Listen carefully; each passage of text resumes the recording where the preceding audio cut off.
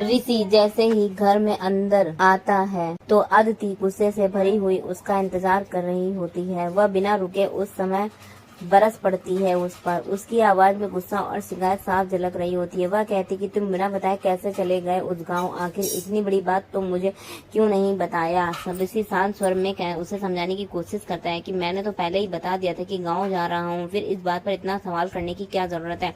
लेकिन अदिति मानने को तैयार ही नहीं होती और वह गुस्से में आकर कहती है कि गांव जाने के लिए इतने सारे लोग थे कि कोई भी जा सकता था, लेकिन तुम ही क्यों गए, तुम्हारे अलावा और कोई भी तो नहीं था क्या।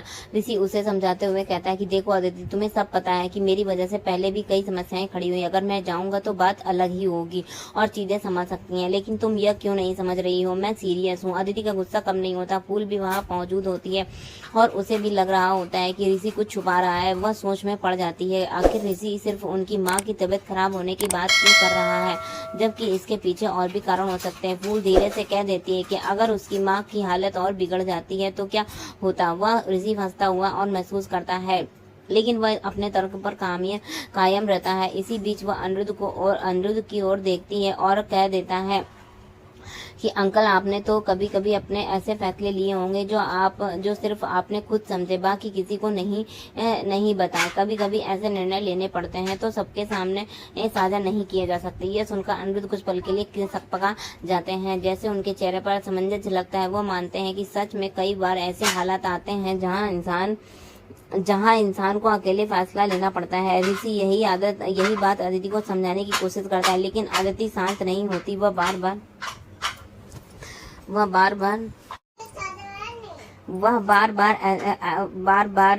यही सवाल पूछती है कि आखिर ऋषि फूल के लिए इतनी हमदर्दी क्यों दिखा रहा है, क्यों उसकी हर बात को लेकर इतना गंभीर है। फूल खुद ही आगे बढ़कर अदिति को शांत करने की कोशिश करती है और कहती है कि दीदी, आप टेंशन मत लीजिए, जैसे ही मैं ठीक हो जाऊंगी तुरंत वापस गाँव चली जाऊंगी और आपकी जिंदगी में हमेशा के लिए दूर हो जाऊंगी। आप बिल्कुल चिंता मत कीजिए।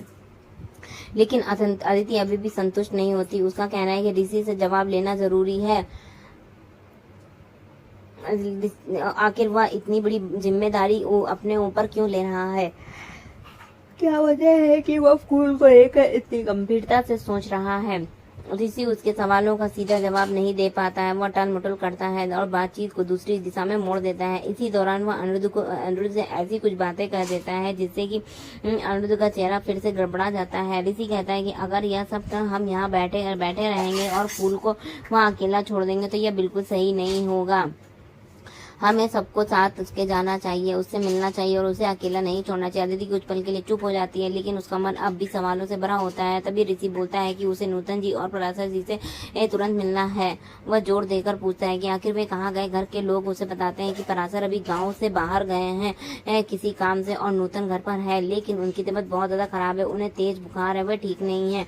ये सुनकर ऋषि और बेचैन हो जाता है। वह कहता है कि मुझे उनसे तुरंत मिलना है, चाहे उनकी हालत जैसी भी हो। लोग उसे रोकते हैं और कहते हैं कि मिल सकते हो, लेकिन इस बात का ध्यान रखने कि उनसे ऐसी कोई बात मत कहना जिससे उनकी हालत और बिगड़ जाए। ऋषि सहमति से सिर हिलाता है और कहता है ठीक है, मैं सिर्फ उतना ही कहूंगा जितना जरूरी है। आखिरकार वह नूतन के पास जाता है। नूतन उसे अचानक सामने देखकर हैरान रह जाती है।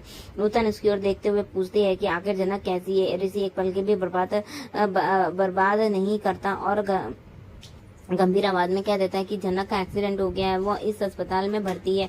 ये सुनकर नूतन पूरी तरह से हिल जाती है, उनकी आंखों में आंसू बहने लगते हैं, वे जोर जोर से रोने लगती हैं। ऋषि उन्हें संभालने की कोशिश करता है और कहता है कि आप चिंता मत कीजिए, जनक सुरक्षित है, उसका इलाज चल रहा है और डॉक्टर भी पूरा उसका ध्यान रख रहे हैं, वह जल्दी ठीक हो जाएगी। इसी दौरान दूसरी तरफ दृश्य बदलता है। अनिरुद्ध गहरी नींद में सो रहा होता है, लेकिन नींद में उसका मन बेचैन रहता है, वो घबराने लगता है। उसके होठों पर बार बार जनक का नाम आता है। वे एक दूसरे की ओर देख रहे होते हैं। यह देखकर जेठू और काकी घबरा जाते हैं, एक दूसरे की ओर देख रहे होते हैं। यह आखिर क्या हो रहा है, यह नींद में क्यों जनक का नाम ले रहा है,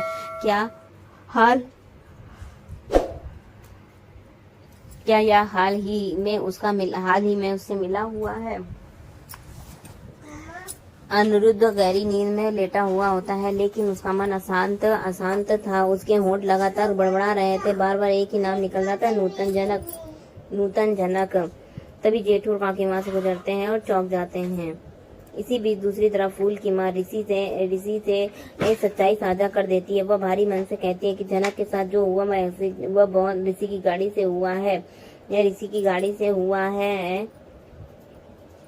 यह सुनकर ऋषि सन्न रह जाता है। उसे लगता है जैसे पैरों से नीचे जमीन खसक गई हो। वह सोचने लगता है कि अब क्या करें। फूल की माँ आगे आ कहती है कि जनक बहुत खुददार लड़की है, उसे बचपन से ही संघर्ष में जीना सीखा है। पराशर उसकी परवरिश में जरूर साथ रहे, लेकिन असल में वह उनकी बेटी नहीं है। वह जनक हमेशा मेरी बेटी रही है, मैंने उसे ही पाला है। यह बात सुनकर ऋषि के दिल में और भी बेचैनी बढ़ जाती है। उधर अनिरुद्ध के सामने सवालों की बौछार होती है। घर के लोग उससे जनक को लेकर बातें करने लगते हैं। इधर उधर से अर्जी भी सामने आ जाती है। अर्जी गुस्से में आकर आदिति से सवाल पूछती है कि आखिर ये क्या हो रहा है। वह कहती है, क्या जनक सच में मेरी बेटी है? जैसे यहाँ पर अनिरुद्ध का चेहरा पीला पड़ जाता है। वह चक्कर खा जाता है और साफ साफ जवाब देने की हिम्मत नहीं जुटा पाता। अर्जी गुस्से में कहती है कि वहाँ लड़का नया यानी यह ऋषि बिल्कुल अच्छा नहीं है। आदिति ने पहले ही बताया था कि गाँव गया था जनक से मिलने, जबकि मैंने मना किया था कि ऐसे शादी मत करो, यह रिश्ता मत जोड़ो, लेकिन तुम लोगों ने मेरी बात नहीं मानी, अब भुगतो। अदिति यहाँ पर बिल्कुल चुप हो जाती है, और क्योंकि अर्जी इतना बोल देती है कि उसे बोलने का मौका ही नहीं मिलता। अर्जी को पूरा विश्वास होता है कि वह सच कह रही है। अर्जी को पूरा विश्वास होता है और उसकी बात पूरा विश्वास होता है। वह यही सच कह रही होती है कि सबको उसकी बात माननी चाहिए, लेकिन कमरे का माहौल ऐसा होता है कि कोई उसका विरोध करने की हिम्मत नहीं जुटा पाता। सब चुप रह जाते हैं और सोचने लगते हैं कि आगे क्या होने वाला है। इधर नूतन की तबीयत खराब है, लेकिन वो अपने कमरे में ऋषि को बुलाकर सच्चाई बता देती है। कांपते हुए लहजों में वह कहती है कि जनक का असली पिता कोई और नहीं बल्कि अनिरुद्ध बोस है। ऋषि की यह सुनकर हैरान रह जाता है। उसके दिमाग में तूफान उठने लगता है। ऋषि फिर अनिरुद्ध के पास जाता है। उसका गुस्सा अब उसके चेहरे पर साफ दिख रहा होता है। वह सीधे सीधे अनिरुद्ध से कहता है कि आप जनक के असली पिता हैं और आपको उसकी जिम्मेदारी उठानी चाहिए। इतने सालों तक चुप रहे, लेकिन अब समय आ गया है कि आपका ख्याल रखें और उसे अपनी बेटी का अधिकार दें। यह सुनकर अनिरुद्ध चुप हो जाता है। उसके पास कहने के लिए शब्द नहीं होते। वह कुछ बोलना नहीं चाहता, लेकिन गले में आवाज तक नहीं निकलती। वहीं दूसरी तरफ ऋषि और जनक के बीच अस्पताल का दृश्य दिखाया जाता है। जनक बेहोश हालत में आईसीयू में भर्ती है। उसे स्टाफ ने ले जाकर के इलाज शुरू करते हैं। अस्पताल का प्रबंधक ऋषि से फॉर्म भरने के लिए कहता है। रिलेशनशिप के खंड का सवाल करता है।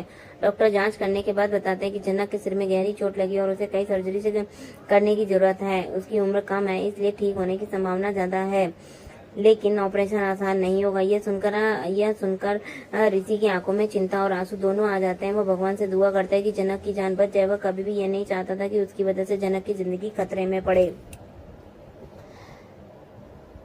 उधर अनिरुद्ध डॉक्टर यह भी कहते हैं कि आज ऋषि उससे नहीं मिल सकता, क्योंकि उसे आईसीयू में शिफ्ट किया जाएगा और जरूरी टेस्ट किए जाएंगे। यह ऋषि वहीं खड़ा रह जाता है। आंखों में बेचैनी है, दिल में भारीपन है। वह सोचता है कि भगवान चाहे कुछ भी हो, लेकिन जनक को बचा लेना। उधर अनिरुद्ध अस्पताल में खड़ा होकर जनक को चेहरा देखता है। उसे नूतन की ये बातें याद आ जाती हैं। उसके मन में अपराबोध गहराता जाता है। वह सोचता है कि वह लड़की है जिसे वह अपनी बेटी से कह सकता था, लेकिन उसने कभी उसे अपनाया ही नहीं। अब सच सामने आ गया है तो क्या उसके पास हिम्मत होगी? वह उसके सामने जनक को अपनी बेटी मान सकेगा?